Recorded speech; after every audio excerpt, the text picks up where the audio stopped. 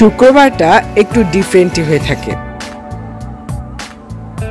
গাছ থেকে জাম্বুরা পেড়ে নিজের হাতে রেডি করে ভর্তা খাওয়ার মজাই আলাদা।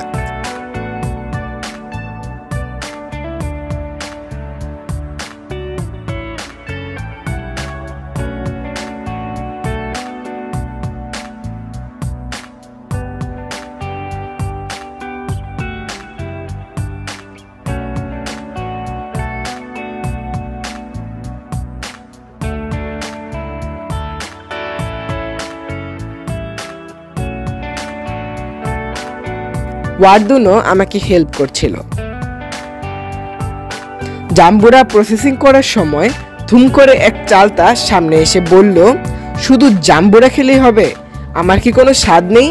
আমাকেও খেয়ে দেখো ভর্তা করে, অনেক মজা পাবে।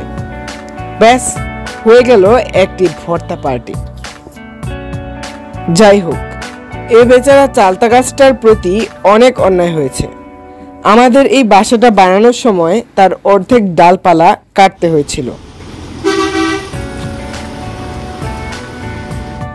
তারপর আম্মুর সাথে ছাদে একটু হাঁটাহাঁটি করলাম। আম্মু টবে পান গাছ লাগাচ্ছিল, সেগুলোর যত্ন নিচ্ছিল।